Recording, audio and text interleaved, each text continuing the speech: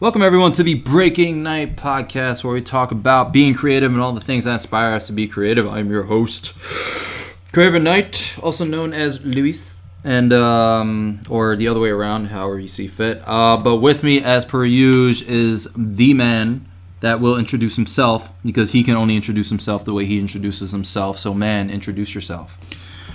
I am Sean Iredale, the man with a master plan, and one of the co-runners of Amberland Studios, a company based on producing awesome content, also producing awesome good time things. Good like times. Movies and like movie showings and comics and all that good kinds of stuff. What the hell is vibrating? What is vibrating? Did you do this? What? Apparently, there's just a rocket ship in this room. Well, either way. Yeah. Here with the master plan, bringing extra stuff, and we're here back on the podcast. Now, right now, the time of us just talking and doing things, Thor Ragnarok is out, and we haven't seen it yet. Nope. But by the time you hear this, you will have all seen it. So bear with us. The next cast after this, we'll have seen it. I'm sure of it.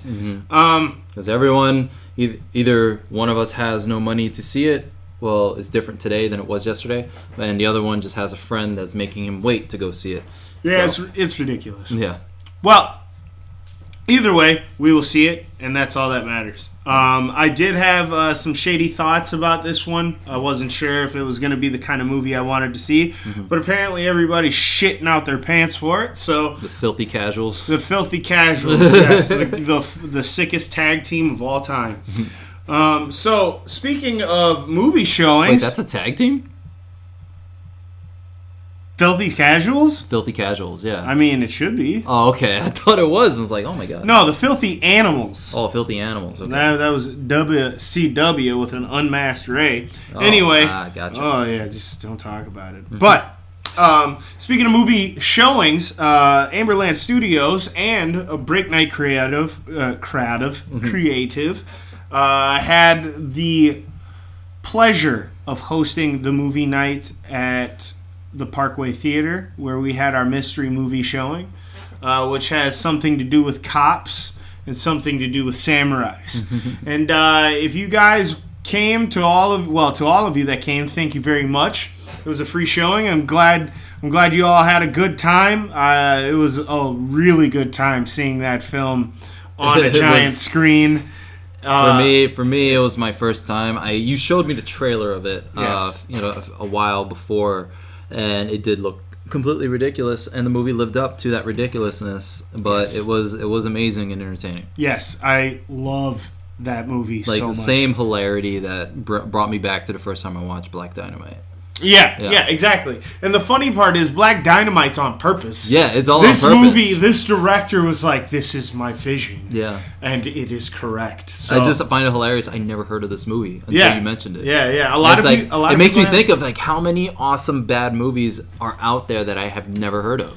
Yeah. And it's like, Either way, I'm just very happy that that movie got seen by friends of mine. yeah. You know, friends of mine finally saw that film that would have never seen it otherwise. Because like, You know? because it makes me think of my older sister, who kind of got me into a lot of things that I'm into, and where we mutually enjoy just like the moments of silence, when it's really just expressions or certain little things that happen that just make you crack up. Oh my and it's goodness. like this movie was filled with that. And I just found myself just kind of sitting in a chair, just busting out laughing, and not being the only one laughing at nothing happening. Yeah, it's so good. Like, down to the way a van looks. Yeah. You know, everything about it was just so good. Oh, man. So, shout outs to Earl, the gentleman that ran this little shindig for us. Shout out to his son, Steven. That guy, what a kid. What a kid. Let me tell you guys, This kid ran the popcorn machine, did his multiplication homework, and was still nice to other human beings. As a kid, I would have never done any of that. So kudos to them. Shout out to the Psychotronic Film Society for putting that little shindig on. So that was a really good time. So it was a really good time. We got to air our commercial. Yeah. That we showed. It was very interesting to see myself and people that I knew on a giant screen like that. Yes. I was like, it didn't occur to me until it started. It was like, or at least until I saw myself. I guess until it started that, like, holy shit, I'm going to see myself on a giant screen.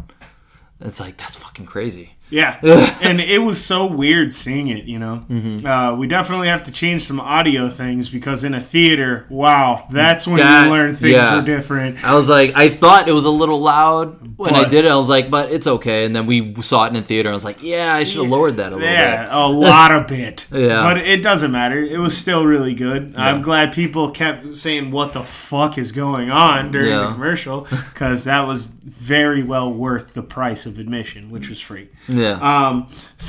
We'll be chopping the long. We have the long form. We'll be chopping up the long form into 3 commercials, and then we will be showing that to all of you soon enough. Yes. Also, don't forget to follow Amberland Studios on Instagram because I will be posting the special print image that we had available at the showing, so then you guys could see exactly what this movie's all about in an image that is ridiculous based off of my art style. So have fun with that one.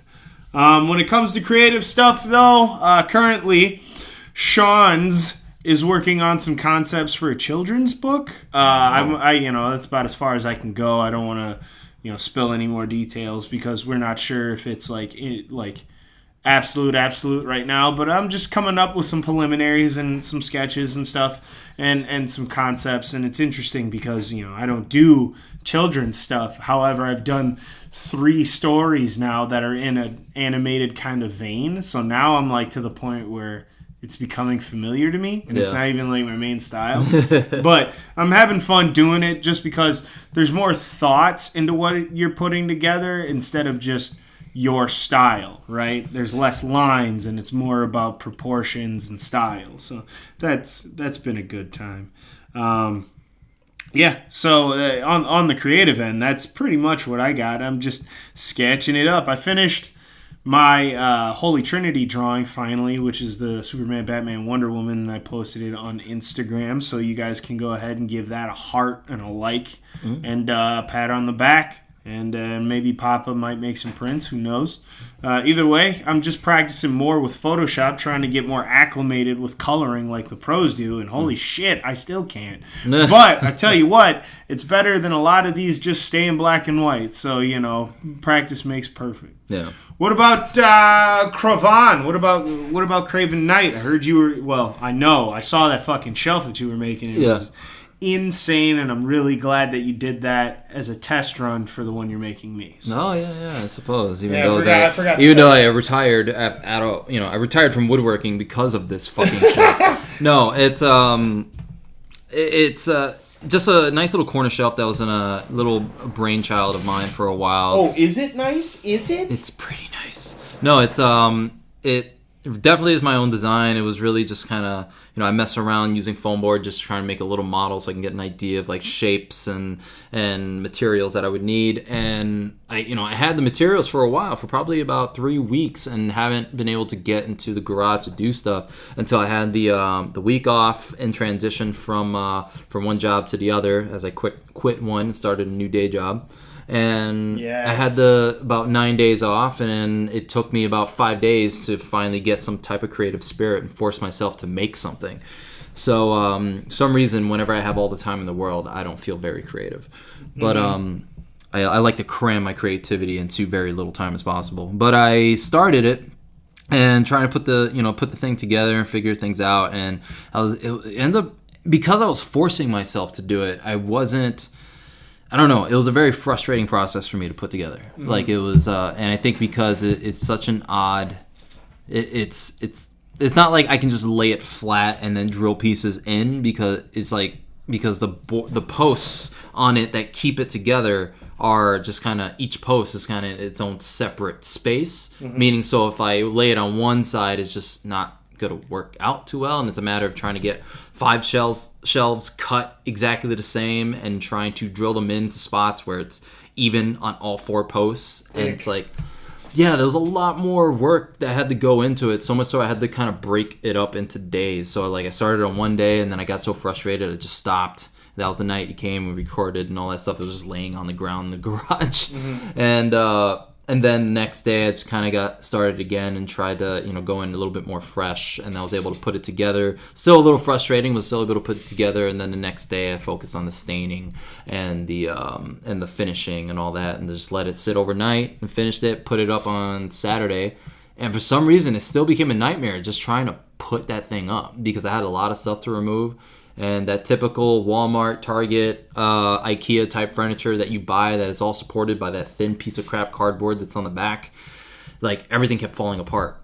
So it's like my one thing that had all my DVDs, I didn't want to remove all my DVDs just to move it. I tried to slide it. The board just came out from the back. Luckily, I do have a nail gun, a brad nail gun. Nice. To just shoot some more nails into it to get it more sturdy so I can move that stuff. But once I was able to move everything and finally get it situated, it really, I don't know, it really ties the room together, man. But I saw that. It really makes it so you can sit more of your shit on something. Yeah. And that's what you meant to say. And the original idea was to add a swing arm so I can, easily move the TV out and then switch out the HDMI from the PS4 to my Roku and all that. And like I had some issues with that because I needed some thicker wood and it need some more brackets. But after a while, I realized that the TV fit in there so perfectly, which was completely on accident. I actually used my Power Ranger helmet display thing as a reference as to how much space I wanted between shelves because I originally wanted to put the Red Ranger helmet in there, and which that's not where I put it. I didn't put it on any one of those shelves. I actually put it on the thing that I used. You fucking would. Yeah. I actually put it on top of where I keep my DVDs, which was the bookshelf that I had the TV on originally. So that's where it is, along with my display of the blaster and the morpher and all that. But what I ended up doing is just using the very top shelf for like my Dragon Ball Z stuff. So it has the balls and the armor and like some, pop vinyls and whatever. Second shelf, I decided to put my DC Icon stuff.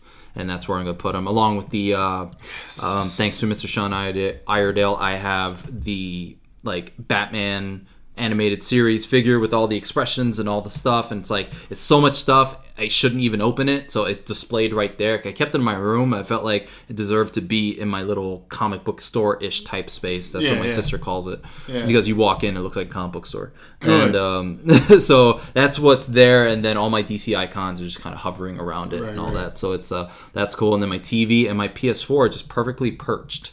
Because the design I changed from the little foam board thing because the foam board thing was simply just flat back and then a straight angle, but then I had to add a little bit of flatness, so if I wanted to put books up against that thing or flatten anything out, it would work out properly.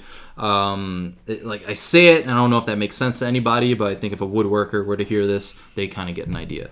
But then I have that, and then on my N64 and the shelf below, I can even add a shelf and be okay, which I have a test shelf that I cut that didn't come out so great that I may just try and make it work or whatever. But I know I can add a couple more shelves in there just to use for whatever. But no, it came out great. It looks cool. It's nicely set up. It's angled. It's a little bit more elevated than what it was before. Easier to play games. It opens up the space a little bit more so it doesn't feel so condensed. And it's a lot more comfortable. So it's pretty cool, and I really dig it. And I'm really happy to have it. It's definitely something I wanted to execute for a while, and I'm glad I did. But it did kind of pull me out of the whole, I want to make everything out of wood. I want to start doing some more small wood projects, like making cool stands or making cool little things that I can sell at shows whenever I decide to do craft shows and all that. But on top of that, with the Ace Ventura hair that I started just for shits and giggles, just started trying to do another set of Vegeta hair. And I wanted that Ace Ventura costume was a hit, by the way. Yeah, with all the people. With all the people, that shit was sweet. Yeah, it was pretty. Yeah, I wish I had more places to go. It's 1 year I have a full on costume and I had nowhere to go. And I started the Vegeta hair. And I'm just having some issues with the hot glue and whatever, but but it's just really just me because I'm working with like bigger pieces and all that. I'm trying to make an underlaying skeleton so I can do the whole same hair effect that I did with the Ace Ventura one. So that's what I'm just kind of messing around with. I'm just trying to enjoy just making stuff without trying to record myself. Like, it's not that I don't want to do the YouTube thing. I'm just trying not to stress myself over, especially with my transition right now with the day job situation. Yeah. I'm just trying to take as much stress off of my shoulders. And like recording is such a process to do. It's like to not think about it and just make stuff can really make it easier. Especially when I have stuff already banked. It's just a matter of just making an effort of adding some stuff to it and just posting it, which I will. So I'm just in no rush. Just because like if I had a big fan base, I totally would. But like I'm in no rush. So, but yeah, that's me on the creative end. We can get into the sounds good full on juice. All right. Well, I really want to talk a little bit about things we put on in the background while we fucking do shit. Yeah. Because we didn't see Thor, so fuck all of you. But aside from that, I want to talk about the stuff that, really that we can put in the background, and sometimes the stuff that we put in the background and makes it so we don't work on shit, because that is definitely an issue sometimes. I personally, most recently, I watched Men in Black again. Mm-hmm. I don't like Will Smith. Really? No, not a fan. You're not a fan of him? Not a fan. However, I do really like Men in Black. Yeah. So, me not liking Will Smith isn't this since the dawn of time thing. I like The Fresh Prince. I thought the show was great. Yeah. I liked Men in Black. I thought it was great. I liked Independence Day. Welcome to Earth. But, essentially as time went on, that he was just so goddamn cheesy to me that I was just like, all right, I've just kind of had it. It's just kind of like, it's like what happened to The Rock when they turned him heel, right? Okay. Or that last part of his run. When he Hollywood Rock. When he came Hollywood Rock. Yeah. And then it just he was just like obnoxious. And then it just got kind of ridiculous. Yeah. It was more of like just an Xbox go away heat. Yeah. It wasn't like that. He's like, he's such a good heel. I love hating him. Yeah, he's more it's like, God, he dude, fucking sucks. Go somewhere, bro. Yeah. So that sucked. But aside from that, I can't. But just like Rocky matches, I still cherish the good ones and the greats. So that's kind of how I feel about him. Bad Boys is a terrible movie. Fuck y'all. Mostly Bad Boys 2. That movie sucks. I remember Bad Boys 2. I dug it. But I can't really. I think I've seen it so much that I can't sit down and watch it anymore. It's just one of those movies that it's impossible to hold the test of time. It was doomed from the get go. Yeah. If my 14-year-old ass was laughing at that shit, then that must mean that it sucks now.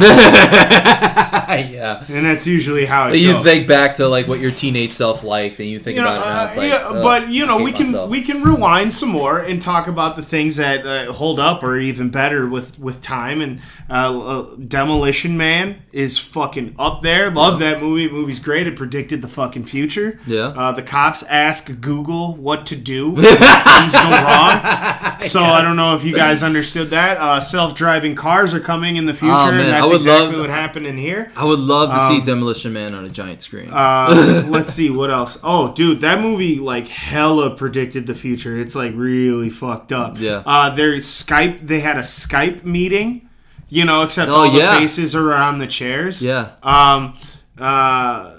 Man, there's so many. Well, there's the food chain wars, but that's that's just a different story. Yeah. But I especially couldn't get over the fact that everybody is offended by everything, so the society is real null and droll and be happy, be well. Yeah. You know what I mean? It's great. Just watch the movie. It's crazy. Arnold Schwarzenegger is the president. He became president. But they were the motherfucker was turned into a politician. Yeah. It's there's a plethora of things in that movie. All we need is a prison where we freeze our criminals. Yeah, cryogenesis, and they become seamstresses. Yeah, yeah, they have all this Yeah. Either way, and then Simon Phoenix comes out as a fucking deadliest killing machine. So sick. And then also, same vein, because I like Stallone in the '90s. So I really like the original Judge Dredd. I like Judge Dredd a lot. Like the character, the comic character is great, but you never see Dredd, right? You never see his face. Yeah. But the studio felt there was too much star power behind Stallone to waste him, so that's why half the movie he didn't have his mask on and shit. Yeah. But it didn't matter because that movie was the shit. Everybody, that movie drip swag goo. I think I've talked about this before. Yeah, we have. But either way, you know, those are things I like to watch in the background, and those movies I've seen so many times that I can kind of turn off. But Men in Black, I couldn't help but watch it just because it's been so long. Yeah. And I was like, shit, man, this movie was good. I remember being so obsessed with that movie. Like, it was so good. The song, I was so obsessed with. The music was especially good, I thought. I still listen to the fucking Men in Black song to this day and just fucking... Except for Men in Black, the song, I get it. Yeah. That was the downfall of Will Smith to me. Just making theme songs to all this shit. That was missing. That probably would have made Suicide Squad a lot better movie if Will Smith came out with a fucking song. The problem is all these songs are based off of songs that already exist. So you just needed to find a song that he could rip the fuck off and rap PG lyrics over to make it work. I'm thinking maybe Gangster's Paradise. Oh wait, that was already a song by Stevie Wonder, but it's okay. They could just rip it off again. Yeah. But that's just what I'm saying. And I always go to Nolan films for a background, so I always watch Christopher Nolan movies in the background because they're very what's the word I'm looking for?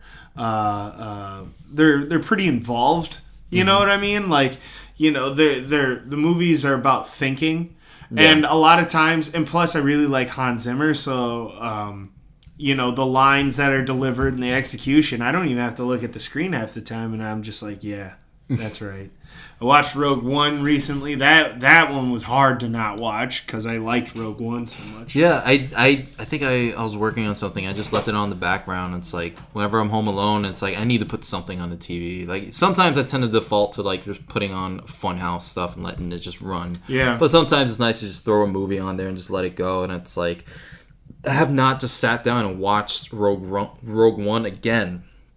Just, you know, and just actually watch it. I've just been having it on in the background if I do and I don't pay attention. But no, it's like, I don't remember what the fuck I was going with this. But yeah, I dug Rogue One. Well, Rogue One was great. It's just putting it on in the background. It's tough just because I think that movie is great. Yeah.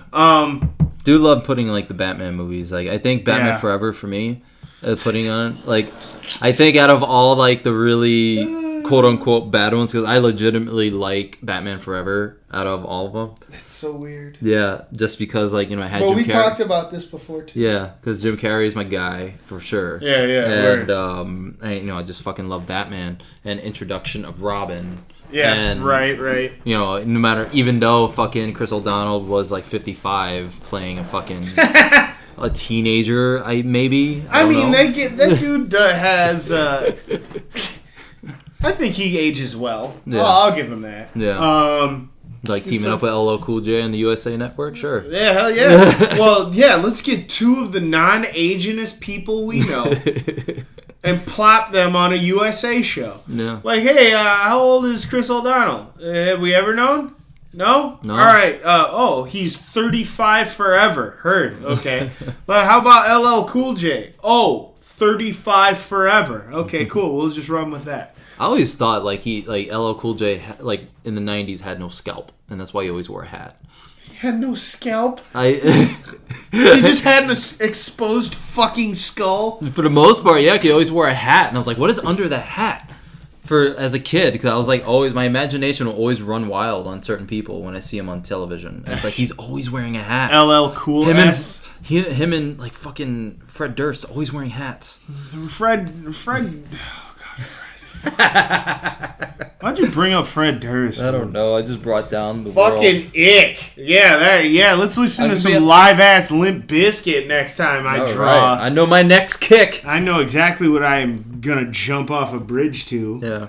I legitimately, dug Limp Bizkit as a teenager. I'm sure you did. Yeah, I did. There's certain songs I still listen to, but I've tried just because, I have the streaming services on my phone and shit. So I'm able to just, like, go listen to shit that I haven't listened to before because it's there. And I've tried listening to, like, their latest albums. Like, God, this is garbage. Like, what everyone feels about Limp Bizkit is conveyed. It is definitely conveyed in that album. How, like, true Limp Bizkit fans from back in the day can listen to this and completely hate Limp Bizkit. Okay, so speaking of Limp Bizkit, not too long ago, and now this isn't about Limp Bizkit, but this is also another wash up, according to me. Is Marilyn Manson had stage stuff fall on him, and I don't remember if we had talked about this. I don't think we did. No, well, I think I remember hearing. I've definitely roasted this a bunch to other people. So this motherfucker, like a month ago, is performing a show at like the Hammerstein Ballroom, I think, in New York, right? Okay. And he's performing. I think it's like Sweet Dreams or whatever. And he's got this prop in the background. Now, I hear this headline. Now, I wasn't there, but I hear this headline that Marilyn Manson rushed to the hospital because stage prop falls on him and he can't finish his tour. Well, I'm like, oh shit, like fucked up. So immediately, internet footage, right? Like, show me. I don't know why, the masochist side of me, I don't know. Also, I kind of like it when performers who think they're the shit kind of fall. So hurt themselves. Hurt themselves. Or get hurt. Oh man, it's just like I forgot the name of this guy a couple of years ago. Oh, the dude Miguel is a singer, and I think it was at the BET Awards or some shit. Mm-hmm. And this motherfucker tried to jump from one part of the stage to the other and ends up like Hulk Hogan leg dropping this woman's head into the fucking, and then also giving a Captain America boot to another chick at the same time. So it's just like the funniest thing ever. I watched it in slow-mo like over and over again. I just thought it was so great. It's just there's certain things that like really bad. Like I tend to be like, 'cause I can always tell that like when I'm like just browsing through Instagram and just seeing or like just kind of exploring. And then you just know you're going to see something that involves like someone either falling on their ass or getting the shit beaten out of them, or fight's going to come up. Yes. And I'm like, I usually hate, like in my mind, I'm like, I hate seeing shit like that. But I am drawn to it, to watch it so I can hate myself. It's weird. Hating this. Okay, so going back to Marilyn Manson, mm-hmm. This is great. So Marilyn Manson, headline, Marilyn Manson rushed to the hospital off a stage prop. It falls on him. Extra, read all about it. He can't finish his shows. Everybody's like, I got some fucking 30-year-old ex-goth girls who are just like, oh my god. My girlfriend? No, I don't think she's like that. Is she? She wants to go to Marilyn Manson concert. No, dude, I don't think you understand the level of goth girl I speak of. Okay, gotcha. Like these were the... Yeah, my girlfriend definitely isn't goth. I knew goth girl elitists, okay? I know these people. The fan club. It's like, you're not fucking goth. Like, just that shit. So anyway, so I'm like, oh, wow. YouTube, so I go on YouTube because, of course there's 9,000 camera phones recording this event, and I see it, right? And I'm watching, and he's like, Marilyn Manson. And then he goes up to the stage prop. Now, the stage prop is these two pistols. Okay. Like, kind of like crossed on like this what looks to be like a metal shelf rig. Okay. Right? So the shelf rig is holding these two guns. Now these guns are probably 4 feet tall by 3 feet wide, right? Okay. Each. So they look pretty big. And he goes up to it and he holds his note and he pulls back on it like it's a fucking rodeo as he's like falling down because he's being emo, putting all his confidence in the strength of this thing. Good. The note sounded good and he had confidence in his performance, so that was good. So to all of you out there, nothing can go wrong now. Well, to all of you who are curious about how well this is going, if the show sounds good, it sounded good. So anyway, he gets down, he pulls this thing, right? And then he's on the ground now and the thing tips. And then he puts his hand up and he's like, ooh! And this thing just goes, eh. And it falls on him. And then this thing is like, now I shit you not, people. If you saw this live, because you're gonna YouTube it now, all of you. Yes. And you're listening. You're gonna see this thing fall on him, and you're expecting heavy shit, and he's in a hospital. This fucking thing comes down like the foam bricks of a Legends of the Hidden Temple stage. Like this shit looks like an episode of Guts. Like it's just it is a prop. Right? So this prop falls on him that can't weigh more than, I'm going to go ahead and say 50 pounds. Yeah. Falls on him. Then, okay, I'm like, that was soft as hell. Right? Okay. But I'm gonna keep going and keep watching. Stagehand rushes to the stage and lifts it with one fucking arm. Are you kidding me? So this thing that just ruined your tour. I see the fear in his body. 50 pounds.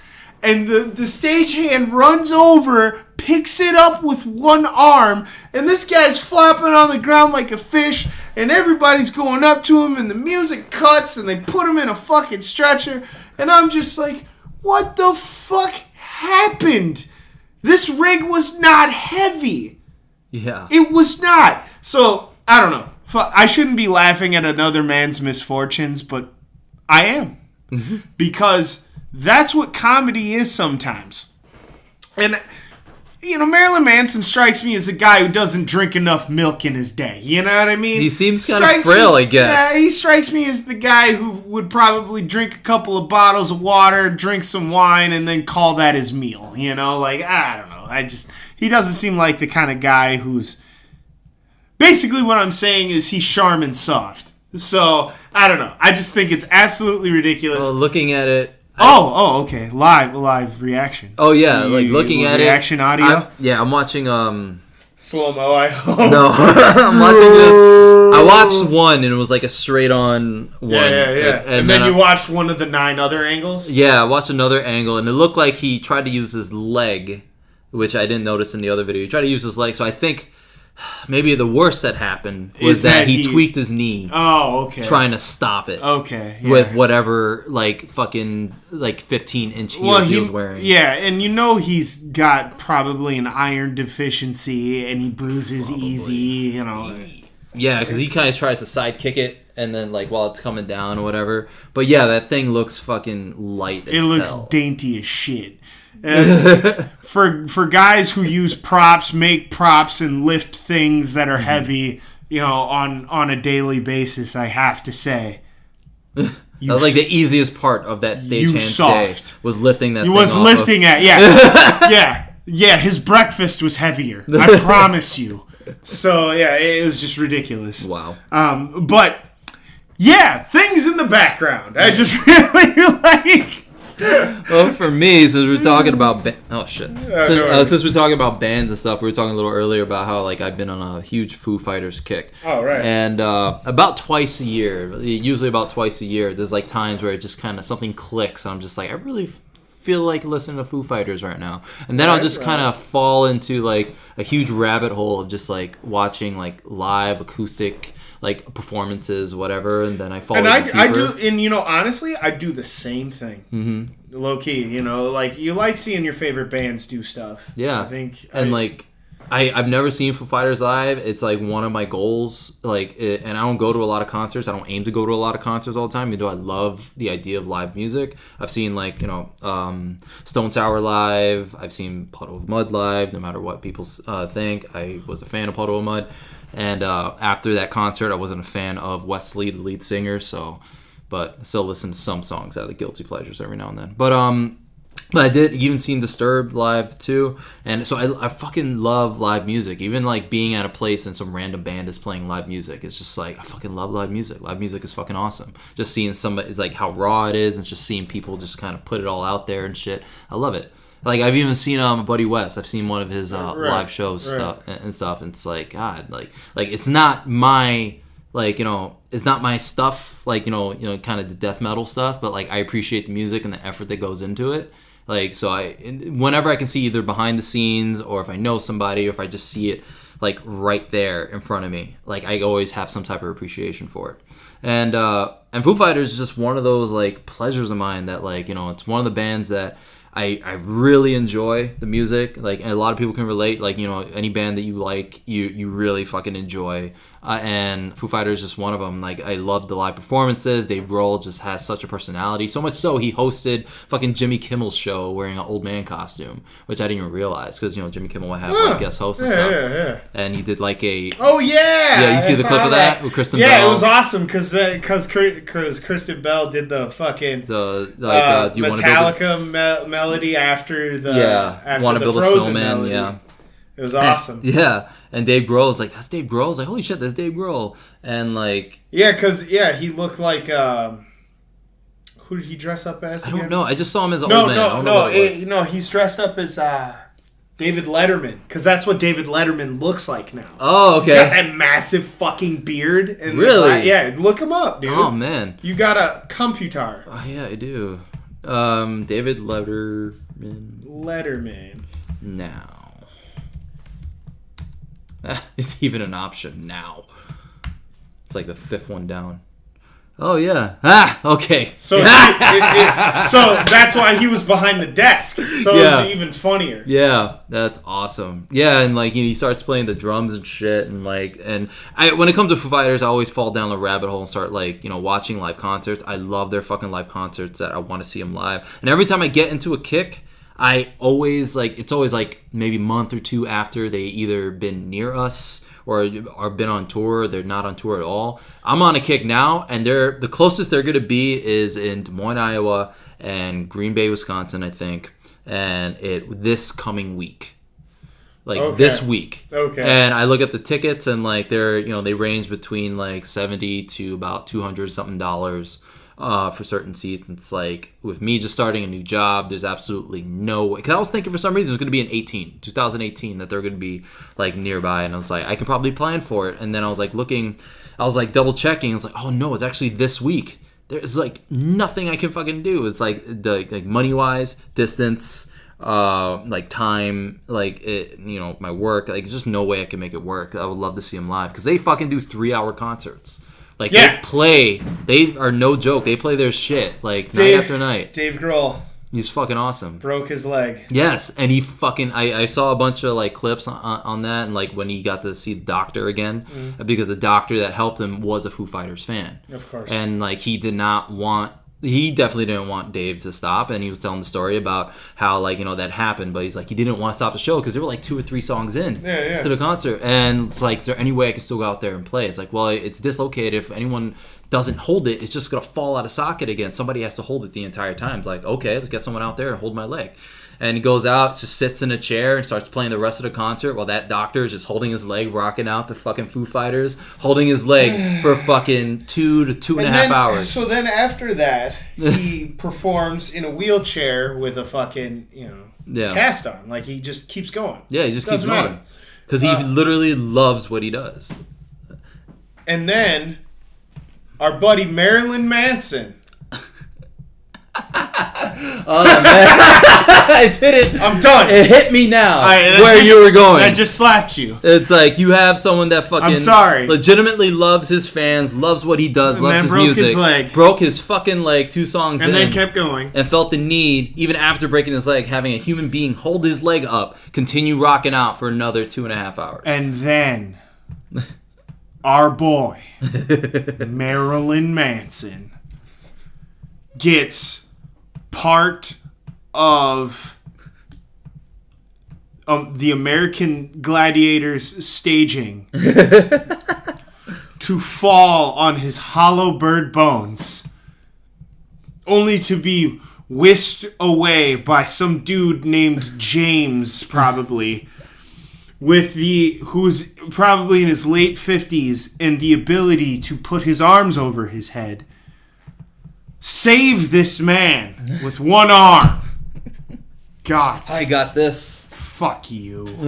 God. But yeah. Eat more meat. All right. Anyways. But no, sorry. Like I really dig playing the Foo Fighters. I got my guitar. I have an acoustic guitar that was a gift from my buddy Wes, from my mother, and my girlfriend. Good job, everyone. Yeah. And now I have a goal, since I have a garage. And I'm like, there is no reason I can't rock out in this fucking garage with the amount of noise I make with these machines.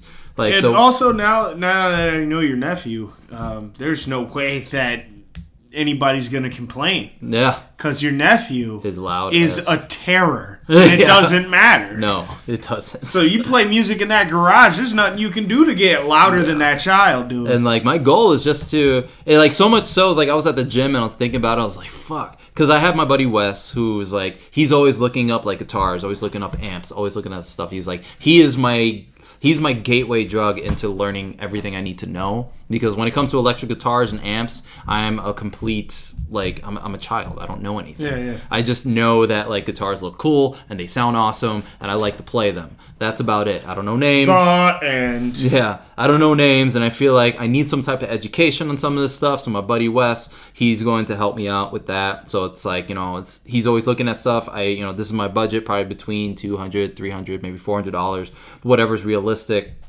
Trying to find something. I just like to have electric guitar, just to stand in my garage and just play along the Foo Fighters songs and shit. Because that's what I end up doing. I play on my guitar and start like finding acoustic versions, trying to find a way that I can play the songs and start playing along to the songs. I used to do that as a kid. Like my mother got me off an Avon catalog. She got me Avon. Yes, Avon. She got me my first electric guitar. My first guitar was a red electric guitar. It hangs in the garage now, and it's like one I can't get rid of because it's my first.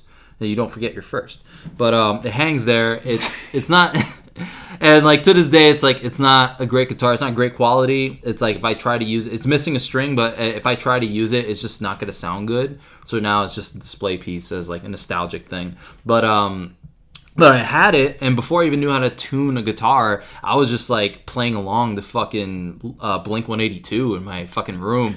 You fucking what? And just playing along this shit, acting like I knew what I was doing. The first song I learned how to play guitar was fucking All the Small Things. Fucking but that was course! Because there was a show on MTV that it was called fucking Do What or whatever, and it was a show that showed you it showed you choreography to certain songs, certain pop songs or whatever. It showed you how to play certain songs on the guitar, and it showed you, I think, the lyrics of some songs, but it tried to teach you how to do stuff. And I remember recording it and watching it, and because of that, it's how it's what triggered that like thing in me that wanted to fucking play a guitar. And then I got one and I messed around with it, and it wasn't until I moved to Minnesota, and this was when I was like 13, and I moved to Minnesota when I was 16. Maybe I was 14, whatever. I think it was a couple years. But when I moved to Minnesota, I was 16, and then that's when I learned how to tune a guitar, which is my cousin, because my cousin liked playing guitar, and then my mother bought me my first acoustic guitar, which was like just one off of eBay, which I still have. And it's just like one of the, I think, not the bridge, but the part on the body of the guitar started rising up off of the body. So it's like kind of useless now. Dude, what you be doing, dude? Yeah, it's just the guitar. It was just not great quality, and it was like probably $90 on fucking eBay. Is where my mother got it. So, but no, it was good for a while, and I loved playing songs on it and shit. And and my cousin there was like a friend of the family or whatever that played guitar and taught us how to tune guitars. So eventually, like nowadays, you can just get guitar tuner apps on your phone and just do it with ease. But I do know how to like tune a guitar, probably not perfectly, but that's what the apps are for now. But no, it's just fun to just play along to fucking my favorite songs, and Foo Fighters just like really tickles my fancy when it comes to that, especially since they have a new album that came out in the last month or whatever too, which is pretty fucking sweet. Like they have a video that's out that is it is Run. It's called Run. The song is Run, and the video is, I don't know who's under the makeup, but it's like, it's obviously a dude under like old man makeup. It takes place at a nursing home, and he doesn't take his medication. He's trying to rebel, and the Foo Fighters are all decked out in old person makeup, playing they have Foo Fighters and foam letters behind them, and they're just playing at a nursing home, and the old people are just kind of enjoying it because it starts off slow and then it starts like speeding up, rocking out, sounding like the Foo Fighters. Damn. And this one old person who I'm still not sure who the fuck it is under that makeup starts rebelling, going crazy, climbing up the shit, jumping off, landing on the the male nurses and shit. And then it just goes crazy and all over the place. So much so that it ends in like some type of dance thing, kind of almost like Thriller and shit. But it's a pretty sweet, hilarious video, and I really dig the song. So, but yeah, Foo Fighters really triggered the musician in me, and I kind of want to start a cover band because I have the experience of performing in front of people who don't give a shit about what I'm doing. Man, that's just people nowadays, man. They don't care about what they pay for anymore. Yeah, not at all. They'll pay $100 to watch a show and be on their phone the entire time. They don't fucking care about you. No. But yeah, that's what's going on in the background for me, and enjoying playing music. Well, that's fair enough. I've been on a music kick lately too. I just kind of want to record though, and I don't know how. I don't possess the equipment and shit. I just want to meet a bunch of guys who are like, yeah, we're all gods. We'll just fucking play music for whatever and record for nothing. Yeah. Since I know that's not going to happen, this is called a pipe dream. Yeah.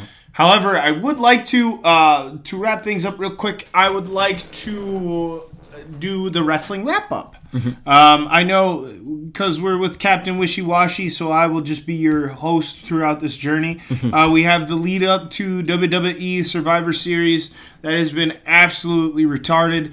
I mean, ridiculous. I'm sorry if I offended you, millennial. Mm-hmm. Anyway, it's been absolutely kooky, cockamamie, crazy, stupid.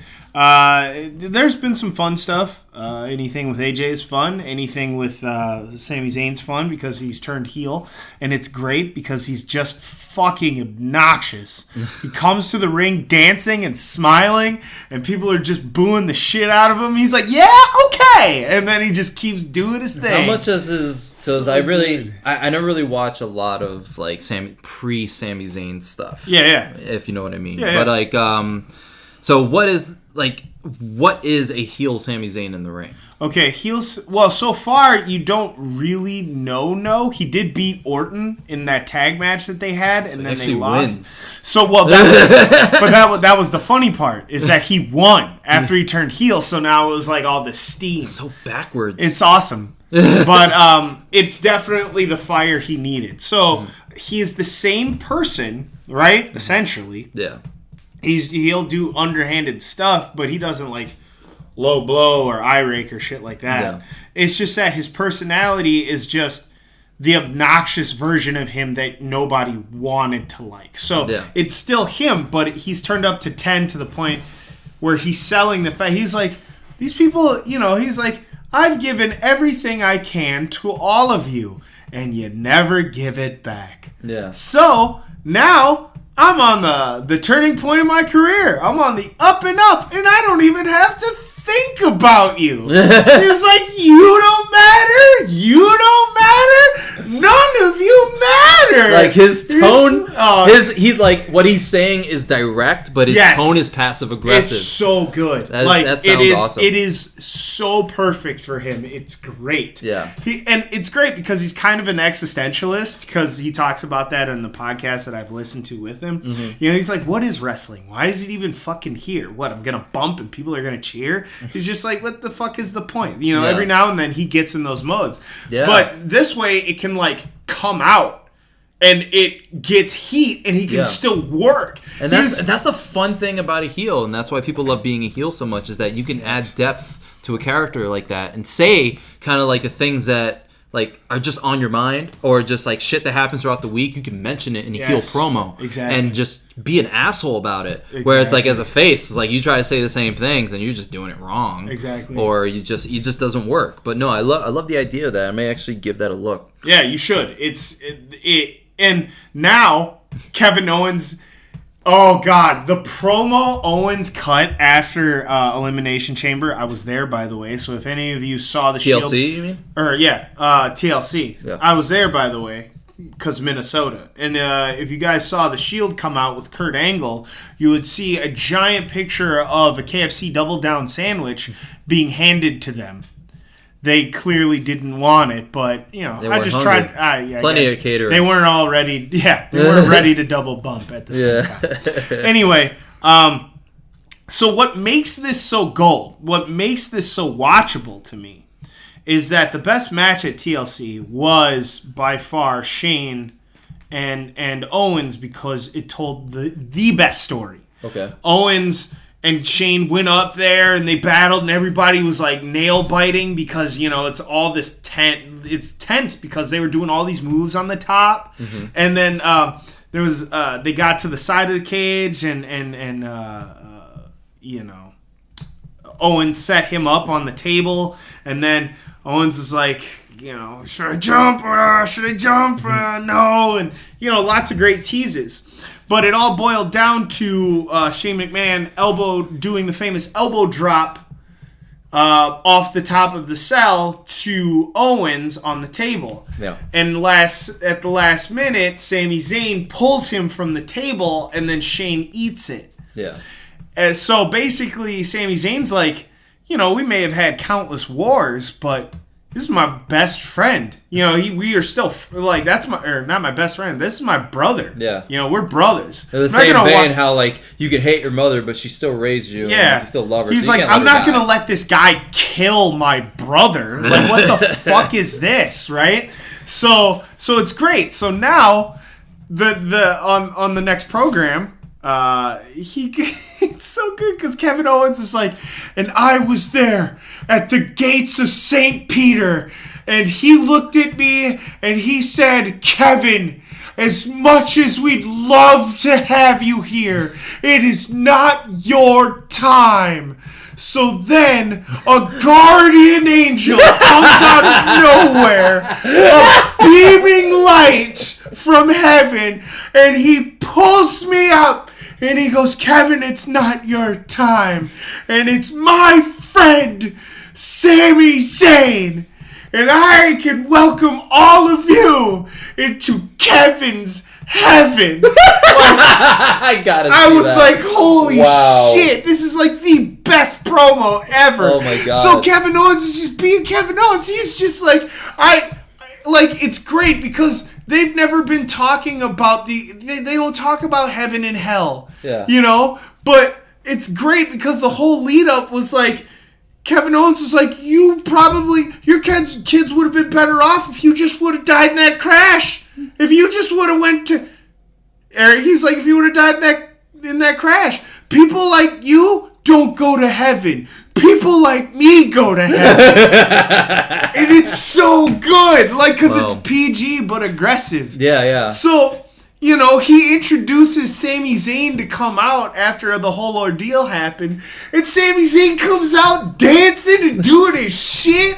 And people are like, boo. And he's just like, Now, when Sami Zayn came out to save him, was it just kind of like perfectly timed? Nobody knew. Okay. It was just, you wouldn't know, like, I didn't know, and I was there live, but just a guy in a hoodie kind of snuck in. Oh, okay, so that's how it was. Yeah. So I'm thinking, like, he runs from the crowd, jumps guard. No, so it wasn't obvious that somebody came out. Yeah. It's just like, who the fuck is this guy that pulled him? And then, and it's fucking Sammy. Yeah. And then you're like, oh, okay. So he was in the hood when he pulled him. I swear I didn't see that. Yeah, so nobody like, saw it. Yeah. And that was the point. Yeah. Is like, it wasn't meant to be seen. So if you watch TLC from cameras and stuff, like on the network, on TV, you wouldn't have seen it until it happened. Yeah. So it was. So like to the viewer, for the home viewer, it looked like he just popped up out of nowhere. Exactly. Okay. So it was really awesome. And then now, then they tag team on that program against Orton and somebody else, and then Sami Zayn gets a win over Randy Orton, and it's like, oh my God! And then at the end of the night, he was like, "You're my best friend," So they're doing the best friends thing again. Yeah. And then at the end, Sami Zayn's just hugging him. And hugging him, and the credits or the logos at the bottom, and the cameras on Owens, and he's like, he is my friend. He is my friend. Yes, hold me tight. Hold me tight. Like, it is so good. Like, without think I just became a wrestling fan again. Without Kevin Owens, and this shit would be dreary. Yeah. Well, Kevin Owens, AJ Styles, clearly, because somebody has to work. Mm-hmm. And then Raw, Braun Strowman. But holy shit, also, now, if I weren't to tell you about Owens and were to tell you about this Braun Strowman thing, you'd probably be like, I'm never watching wrestling again. Because at TLC, Braun Strowman wrestles Kane, who still has the fucking face mask of fucking uncooked bacon, and then he's still wearing that pipe cleaner onesie that's just, oh my god, I'm so mad. I'm sorry, everyone. I'm sorry. But Kane looks like shit. I don't give a fuck if he can work. Cover up his face. Please. Alright, moving on. So, at TLC, they shove Braun Strowman into a garbage truck. Yeah. And then they run it. So they kill him again. They fucking murder Braun Strowman. Oh yeah, this was the second time. Yeah. Again. Because attempted murder is awesome. So now... Then a PG show. Yeah, that's what I'm saying. You guys are trying to keep shit PG and you're killing people. Okay, anyway. Whole crowd chants, that is murder. Yeah. That is murder for 5 fucking minutes. Yeah. And then Cesaro's reaction? Kane's reaction? Oh my god. It's a montage of them just going, and then credits. It's them trying to... Don't acknowledge the crowd then. Yeah.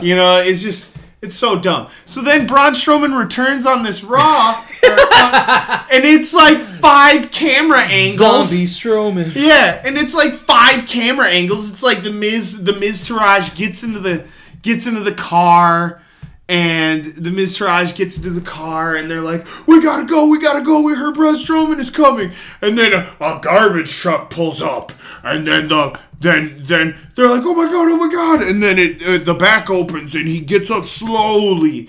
This is 5 camera cuts.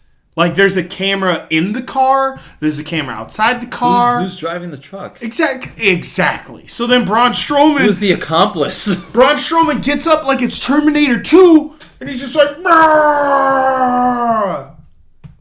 Super Shredder. Yes, exactly. Yeah, just like Super Shredder. So, yeah, really stupid. Really, really, really stupid. So, SmackDown is a show to watch. Well, I guess.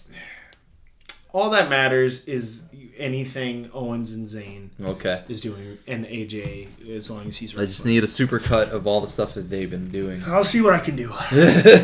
And then the biggest announcement of the week is Jericho cut a promo in New Japan and challenged Kenny Omega to a match at Wrestle Kingdom 12. Holy shit! That's a big deal because they've been on a gimmick Twitter war for a couple of weeks now.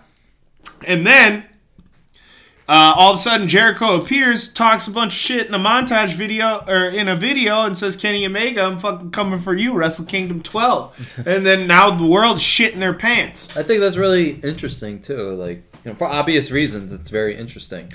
So, something I'll probably even make the effort to try and watch or whatever whenever it comes on and look for YouTube videos before they get taken down. But, yeah. I think I still enjoy the art of wrestling itself. I think it's just all the mumbo-jumbo that's in between that's been especially losing me. Besides my whole, my personal reasons for not giving a shit anymore and my bitterness if it's still there and all that. It's some of it just can be hard to watch and put some effort into. But when it comes to the people that I'm actually a fan of, that still is either the reason I'm a fan, the reason I stayed a fan for as long as I did, I could definitely make the time for them. So yeah. Okay. It's still in there so much so that because I really fucking despised I despise wrestling, but if I really despise the world of wrestling, I wouldn't be making wrestling gear. And I think I'm still in it as much as I am because it's profitable for me, as it funds everything. It's my second job that I can make money at and really enjoy myself. So, but yeah, that's where I stand at wrestling. And I know we usually wrap up on the wrestling, but I want to bring up something interesting that I don't think a lot of people are talking about. Hopefully I do put this episode out before Justice League comes out. But there's a little thing that when The Flash premiered, I'm not going to go on and on about The Flash, but it's just like when The Flash premiered, he, in the last season, he was like, he had to go into the Time Force to keep balance on the Earth or whatever. And then the next season, they wanted to bring him back. And they were able to figure things out because on television, things just work out.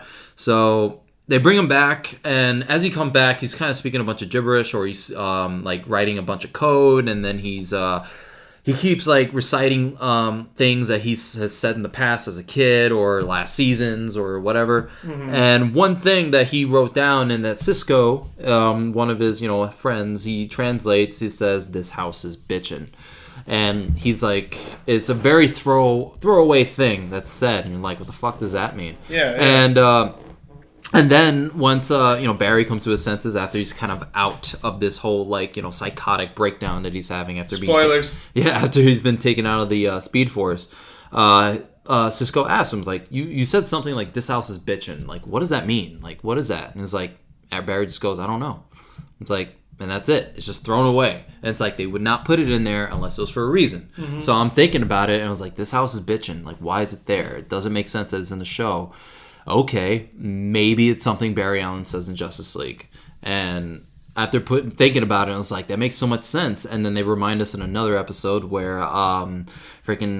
Detective West says it when they're like checking his house, and he says like, yeah, something at this house, or this house, because there's leaks or whatever in their house, and he says like, this house, and he goes, is bitchin'. So they remind us of the line as we're getting closer to Justice League. And I'm thinking it's like, that has to be something Barry Allen says when Bruce Wayne picks him up and he goes to the Wayne Manor, blah blah blah. Like, it's like he goes in, it's like, wow, this house is bitchin'. Like, I see that being a line, and it's like that has to be the only reason that's put in there.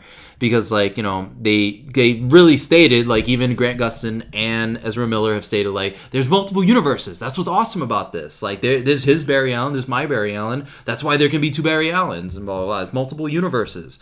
And it's like, that's what any real comic book any real comic book fan, especially of DC, or anyone that's open-minded enough, can understand that, yeah, there could be a TV universe where in this world this stuff is happening, and there's a movie universe where this stuff is happening. Even though we have comic books where there's evil Batman who fucking melt people with a fucking Green Lantern ring. It's like, yes, there's multiple universes, and you have to accept that. Stop being little bitches about it. But I think that's a very cool idea that they kind of crossed it over that way, that they let them have that one little gem of, it's like, can we have a line that Barry says in the movie that we can just kind of throw into this episode? Well, here's happy hoping, man. Yeah. Oh shit, there is something I want to bring up really quick. So I heard, looking at my swank ass action figure collection here, rumor has it that Warner Brothers was talking to the director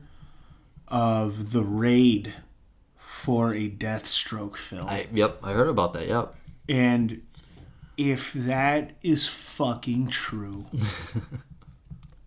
I will cry on point. Imagine just, dude. I don't think you understand how fucking tight that could be. Like, oh my god! I've seen I own both movies. I've seen the first one. I haven't. The first one's, I mean, it's incredible. Yeah. Oh my god. And the second one is good as fuck. And I rarely just buy movies and just sit down and watch them. But I heard so much good shit about it, I had to. I mean, it's a stuntman's dream is what it is. Yeah. That's what it is. I mean, these visceral action gods, these lords of martial arts, oh my god. Putting Deathstroke in that setting is exactly what you would want. Mm-hmm. If he's the main character, it's perfect. Yeah. If they were smart, I would make the boss of the situation either Deadshot, or I would make it another name. Mm-hmm.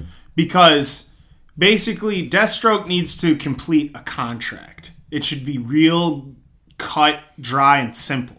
Because he's a mercenary. Okay, yeah. He's a mercenary, so he needs to complete a contract. He needs to get to point A to point B. Hell, the setting could be the same building, because for all I fucking care. Yeah. He needs to get this person back to an extraction point. But the villain or boss of the situation should be somebody familiar with everyone. And I think the best way to do it is with I think Will Smith and Deadshot would be the best. If Deathstroke and Deadshot, or just Bruce. Yeah. If it was fucking Batman. It leads just to the Batman movie, or depending on which comes first. Yeah, like, yeah. I imagine it comes after fucking. I just think he should fight a Gothamite or somebody who's really strong. Yeah, somebody that can people measure know him. and that can hold up and probably can be a big lead for fucking Nightwing. Yeah, exactly. That's what I'm saying. Because he's is he more known as like a Teen Titans villain?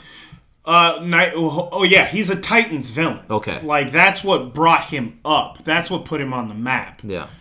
So the Judas Contract was his most popular. Yeah. So I think having Titans involved would be important. Yeah. At least one. But if you're going to make the movie about him, you have to put him over. So I think, whooping a bunch of ass is necessity. Yeah. But then... Because he has to be... Like, he can't just be a bad guy throughout the movie. He has to be the ultimate protagonist of his film. Yeah. So the only way it can end is that, especially if you're going to put in a hero that people know, it has to lead to something at the end. It can't just be a build up to we want to see Deathstroke beat Batman or Nightwing. It can't be that. It should definitely it should be something because if you think about it, somebody should be set to rescue the same person, and say it's Slade's job to kill this person. So Slade's got to kill him, and somebody's got to rescue him from Slade. Yeah. So I think that's... For some reason, it's making me think of the movie Assassins with Antonio Banderas and Sylvester Stallone, but with fucking costumes. Yes. I love that movie. That's another one of those movies. I'm trying to figure out if I've even seen that movie. That one. It's a very, how do I describe it? It's, because it's not a common one. But it's they have the Blu-rays. I always see the Blu-rays at fucking at Best Buy and stuff. And I have it. I'll let you borrow it. And but I do. It's just one of those. I think it's just the combination of Antonio Banderas and Sylvester Stallone, and it has that one fucking chick, redhead. Yeah. Sure. Yeah. And she's in it too. But it's just it's just the appeal of I don't know. It was appealing to me because the whole Assassins whole thing and them being at each other's throats. It was a very interesting movie to me. Even as a kid, I was into it. And it's not a movie a kid would like, but I always like movies that most kids wouldn't even give a shit about. Right. So, so I think of that movie where it's assassins at each other's throats and they're after the same contract, but one of them gets to it first and does it way wrong, but just does his own way because he doesn't give a fuck. And that's Antonio Banderas' character where he's just I don't give a shit. I'm just going to kill everybody instead of just killing the one person he's supposed to kill. And I just see it being something like that just with costumes. Essentially. So, yeah. So it's really but the action has to be the most important. Yeah. Personally. That's and done like The Raid. Jesus Christ. Imagine. And hopefully he actually can move in the costume they give him. It's actually a lot more visually stunning and doesn't look too bulky and heavy in the Arrow one. As cool as it kind of looks, it's I find it hard to believe he can do any of the stuff Deathstroke can do in that. Well, we'll see. No. Yeah, that's all I can say. Yeah. We'll see. But either way, I'm stoked. Yeah. I hope it all works out. But and in the DC world too, the whole confirmation of the making a comeback in the Justice League movie. I'm excited to hear that. The goosebumps I'll have and the excitement of it. I've heard that there could be potential spoilers of the movie with the soundtrack that's been released. And I'm not fucking with it. I'm not even gonna bother. As bad as I want to, I'm not fucking with it. It's as much as I love listening to scores, is that is definitely a audio spoiler right there. And there will be tons of it because he said he's running on plays of the Superman theme too. Yeah, which I'm excited about that too. So you'll know. I can talk more about the interview that I read, but it sounds like spoilers. So I'm not. And I keep seeing, we were talking about earlier, fucking clips of the movie keep getting surfacing like crazy on Instagram and all that, and I'm doing my best to avoid it because I don't want to potentially see like the whole movie in parts. Like, Yeah. that's what happens nowadays, and I'm trying to avoid it at all costs. I had to unfollow a couple people just because they keep posting clips. Because they don't know better. Yeah, so it's like, I don't know where the fuck you getting these clips unless they are just showing them on TV. But you need to fucking stop. Yeah, you need to stop. You need to die and just go away. You need to fucking die. Because I want to see this movie in the theater. I bought my tickets already, like for the opening night. I haven't seen a movie on opening night in forever, and I only do that for fucking Batman. And I, get my tickets for opening night, get it for the first showing, which was 7:00. So I'm not out too late because I know my girlfriend has to get up early. But yeah, I'm excited for Justice League. The idea of hearing the old theme again, revamped or whatever the case, to being reintroduced in the movie, is like, there's nothing wrong with that. Like just using him to like bring back these old themes and just kind of, because we want themes that we recognize, that we hear. It's like the only one that's been more recent that we recognize really is Wonder Woman's. Like that's But the that's most because recent. it was introduced recently. Yeah. So But now, it's now the other two themes are important. Yeah. And you bring those back, especially with the Trinity. It's like, that's fucking awesome. Important. It's Yeah. important.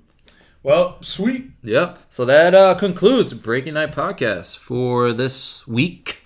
So thank you, everyone, for joining us. If you want to follow us, you want to follow what we are doing on the social medias, for Sean Iredale, for Amberland Studios, is at Amberland Studios on the Instagram, but at The Amberlancer on Twitter. For me, for all the nonsense that I'm doing, you can follow at Break Knyte Creative on the social medias, or at Break Knyte CRT on Twitter. You can check that out. No website, just mainly using my Instagram and Twitter and Facebook as my portfolio, so just follow that for sure. And even the YouTube channel, Break Knyte Creative, and see the videos that I'm posting. I'm not doing a whole lot lately, but I will definitely get some stuff out there, and you'll see I do have a back catalog, and the Break Knyte Props YouTube still has some videos you can check out too if you're still unaware of that. But thanks again everyone for joining us. Check out all the stuff that we are doing, and stay creative. Peace, love, and chicken grease. We are out. Yeah.